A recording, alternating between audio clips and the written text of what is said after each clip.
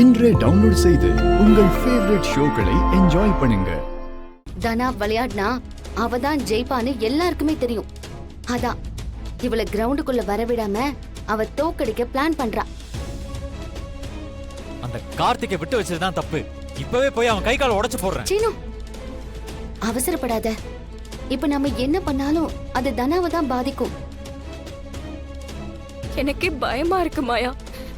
சரியா ஃபோக்கஸ் பண்ண முடியல. அவனால ஏன் மேல இருக்கிற நம்பிக்கை எல்லாம் எனக்கே குறையுது. நல்ல விளையாட முடியுமான்னு தெரியல. தனா, அத பத்தி எல்லாம் நீ பயப்படாத. நீ கண்டிப்பா நல்லா விளையாடுவ. மேட்ச் நடக்கிறப்போ நாங்களும் உன் கூட வருவோம். அந்த புவனேஸ்வரி கார்த்திகை வச்சு என்ன பிளான் பண்ணாலும் அதை நடக்க விட மாட்டோம். இல்ல மாயா, நீங்க ஈரோட்ல ஒரு டெக்ஸ்டைல்ஸ்க்கு பெரிய ஆர்டருக்காக போறீங்கன்னு சொல்லியிருந்தீங்கல்ல. நீங்க முதல்ல அதை பாருங்க, அதான் முக்கியம். போயிட்டு வாங்க. தனா, உன் பிரச்சனையை நான் பாத்துக்கிறேன். இங்க பாரு மாயா, அந்த வேலையை நம்ம அப்புறம் கூட பாத்துக்கலாம். ஃபர்ஸ்ட் தனா போட்டியில ஜெயிக்கணும், அதுதான் முக்கியம். நம்ம தனா கூட போவோம்.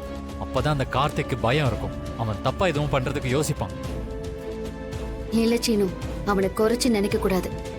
இந்த கோச்சிங் வேலைக்கு அவன் வந்ததே தனாவை விளையாட விடாம தடுக்கதான். கண்டிப்பா நாம நினைக்க முடியாத அளவுக்கு அவன் ஏதாவது பிளான் பண்ணிருக்கணும். எனக்கும் அப்படிதான் தோணுது மாயா.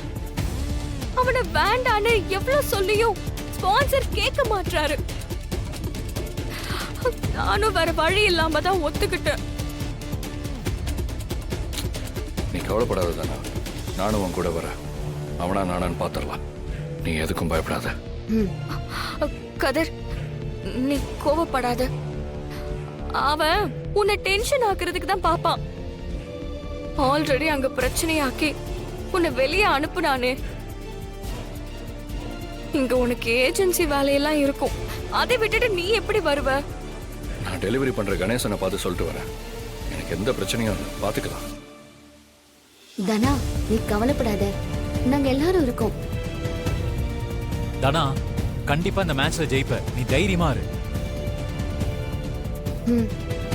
நாங்க வரோம் கதிர். நாங்க வரோம்.